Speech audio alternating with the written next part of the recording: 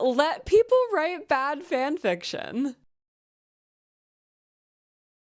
Hello, everybody. My name is Catherine. I am a licensed therapist, and today I want to talk about the healing power of fan fiction. I am going to make the case through a combination of scientific research, my clinical experience, and my personal experience that fan fiction is actually a sophisticated and powerful healing technique that you can use to heal your childhood trauma. I wanted to make this video because I think that fan fiction kind of gets a bad rap, so to speak.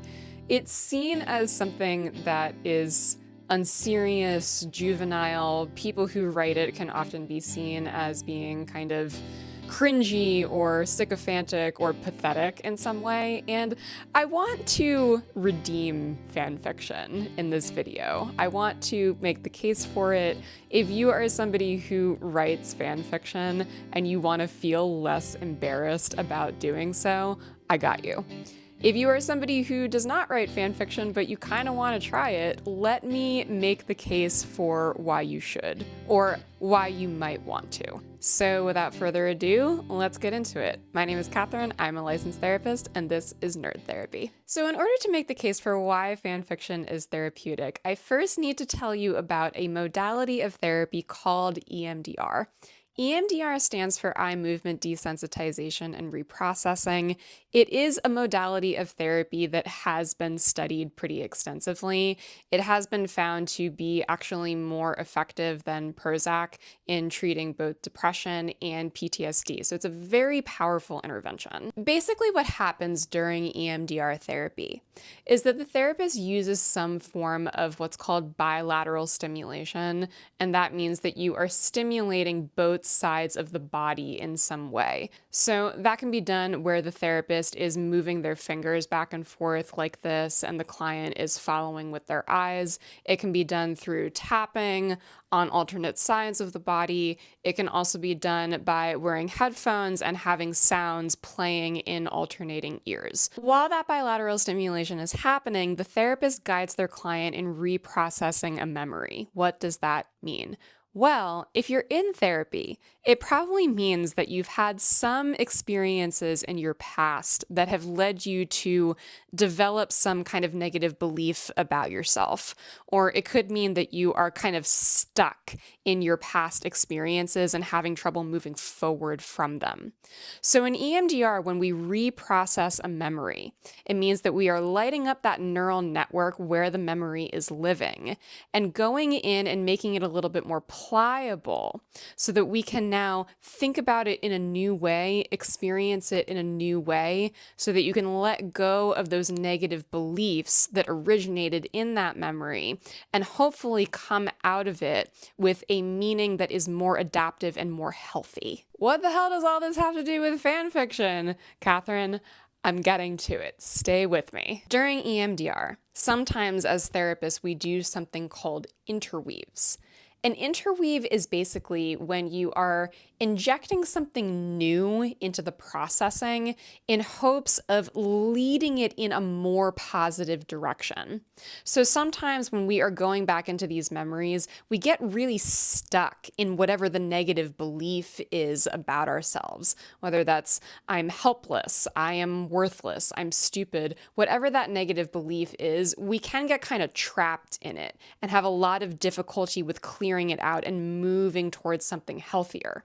So what the interweave does is that it injects something new into that processing so that the nervous system can move in that more adaptive and healthy direction. Sometimes an interweave might be imagining that the situation happened differently. For example, let's say I'm working with a client who is reprocessing a memory of being abused by their parents when they were a kid. Let's say their core negative belief from that experience is I'm unlovable. Now, an example of an interweave might be, I would say, let's imagine that this happened differently. Let's imagine that a caring adult comes into the situation to protect you. If you're the client in that situation, you may want to imagine that your adult self steps in to protect your little self.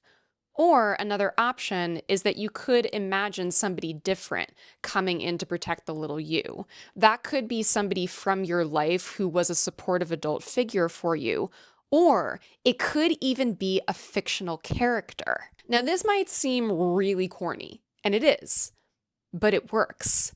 It doesn't matter who the intervening person is. It could be someone fictional. It could be Superman, Batman, whoever you want it to be, Vegeta, Goku. Whoever goes into that situation to save your little self, that has the potential to actually create a new positive belief about self. It could be, I am lovable. I am worthy of being protected and being kept safe. This technique of the EMDR interweave works not just in cases of abuse, but also in cases of neglect. A lot of people, their childhood was characterized not by bad things happening to them, but a lack of good things. Lack of nurturance, lack of care, lack of guidance, lack of protection. And so, if I'm working with a client who is processing the experience of being neglected as a kid, interweaves can also work. They can have someone come into their childhood to provide all of those things that they didn't get.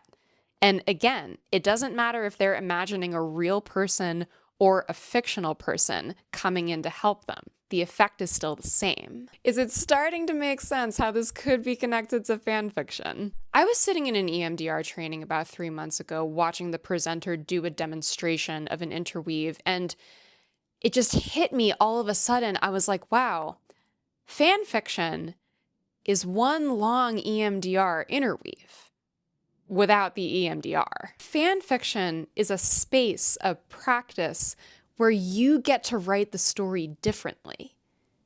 You get to write it the way you want it to happen, or maybe the way you need it to happen. Now, fan fiction doesn't have to be that deep. It could just be a playful and explorative process and a way of you expressing your creativity. But I think for a lot of us who have written fan fiction and do write fan fiction, it can actually be a way of working through our emotional material. Storytelling is a very powerful medium for healing all of your unresolved stuff.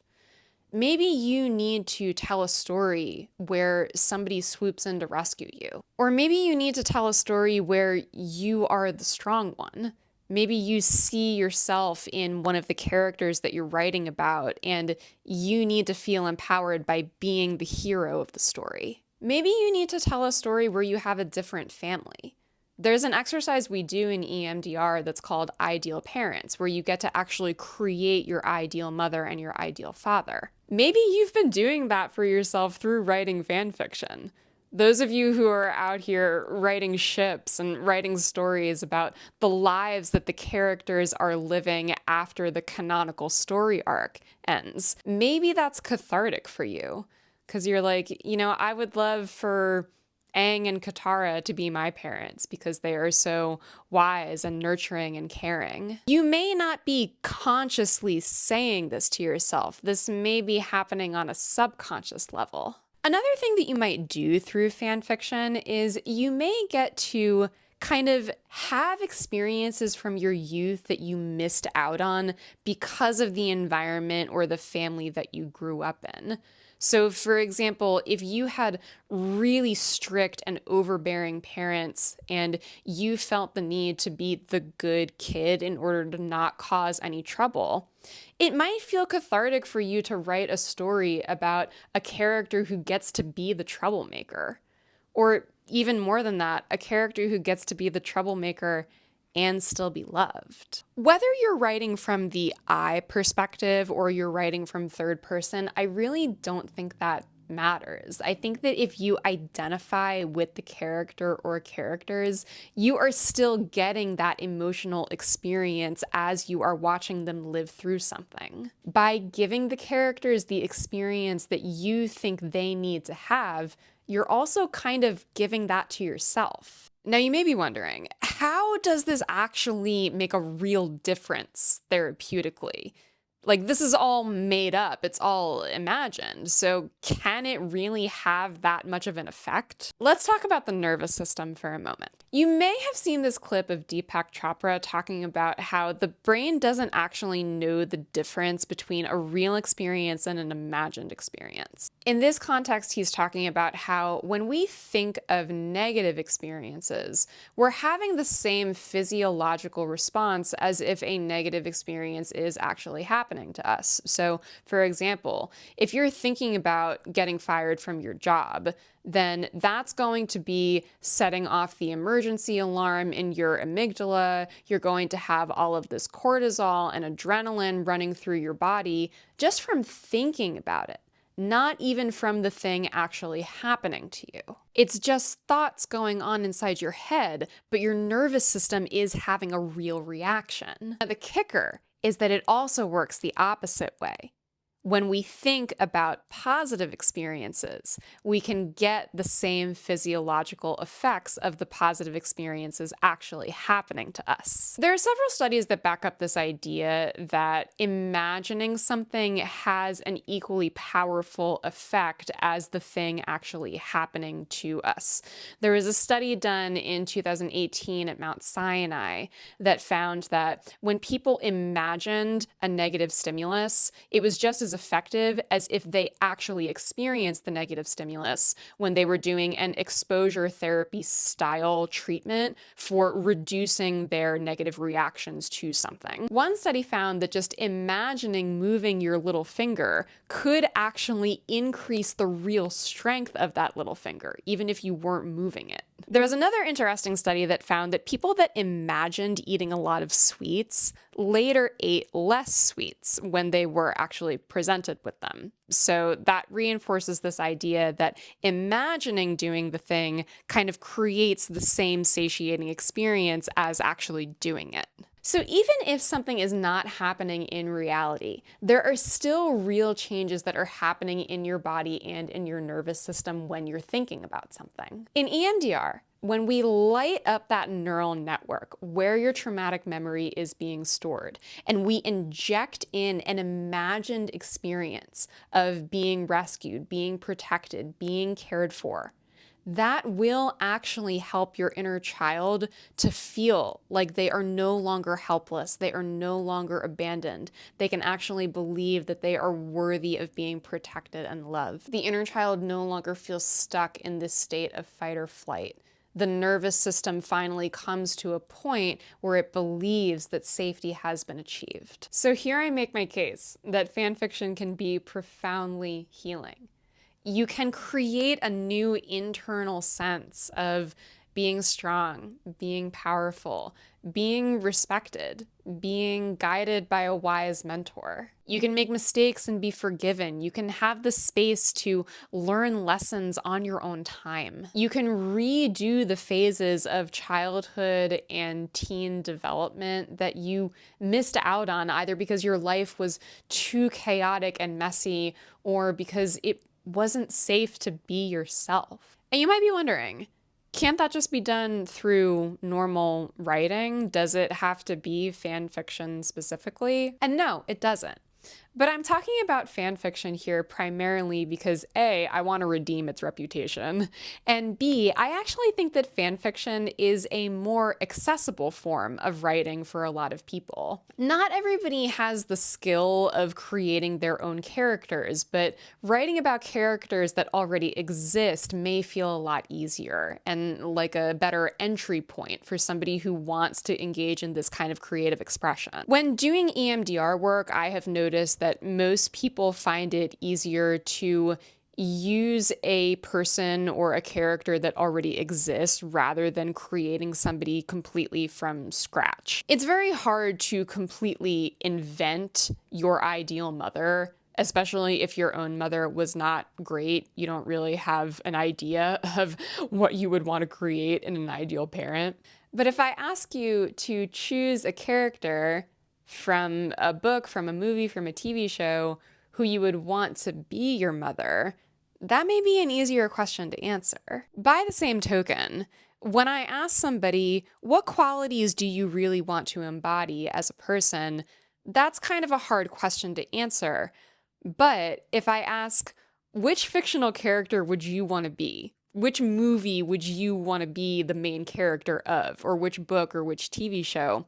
A lot of times people have an easier time answering that question. I think that another reason that fan fiction can be a uniquely helpful creative mode of expression is that it provides a little bit of emotional distance from your own traumatic material, so it's a little bit more approachable to work with it. It may just feel way too charged to step into a memory from your own childhood. It may not feel safe to go there.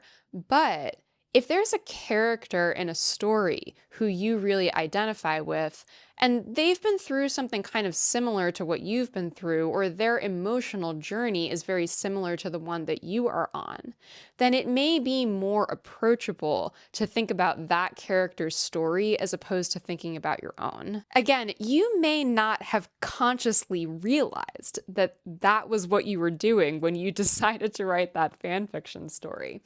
But the subconscious is very powerful. It leads us in these directions where we are kind of seeking out what we need without being 100% aware of it. The last thing I want to talk about is how fanfiction can be a safe space to explore some aspects of your identity that maybe you don't feel confident bringing them out into the world. One example of this is exploring queer identity. I am here for queer ships. I support them whether they're canon or not. I am 100% on board. They don't always have to serve some deeper purpose, but they can be a way of safely exploring queer identity if you're not quite ready to put that out into the world yet. Or they can be a way of exploring what it might have been like to have been more comfortable with your queer self when you were younger. Maybe you're out now, but it wasn't safe for you to be out back then. Maybe your healing story is writing about what it would have been like to be out as a teenager, or whatever it means for you to have been able to freely express your queer identity when you were younger. Fanfiction is also a place where you can explore kinks that you might be interested in, but you don't quite feel comfortable enough yet to try them with a partner. Or maybe you don't know whether you even want to try them with a partner. The point is that an imagined space is a good way of dipping your toe in and just seeing how it feels to engage with these ideas. Are you convinced yet that you should go write some fan fiction? I want to make this one point very clear. I don't care if the writing is bad. Remember when Chapel Roan went on the La Culturistas podcast and said, "Let people get bad veneers"? My take is let people write bad fan fiction. I don't care if there's too many adverbs. I don't care if the vocabulary is too repetitive. I don't care if there's too many exclamation marks or punctuation missing all over the place. I don't care if it's bad. Just write it. Write your fan fiction. This is not about anybody else. This is about you and healing your heart. Let your own mind and your own word processor document be a space where no fantasy is taboo. No character, no ship, no scene is cringe. Or let it be cringe, but just embrace it. Healing is really hokey sometimes. It involves some corny ass shit. But in my experience, the cornier it is, and the more free you let yourself just be corny, the more powerful the healing. Go to therapy, write your fan fiction. Have a good night.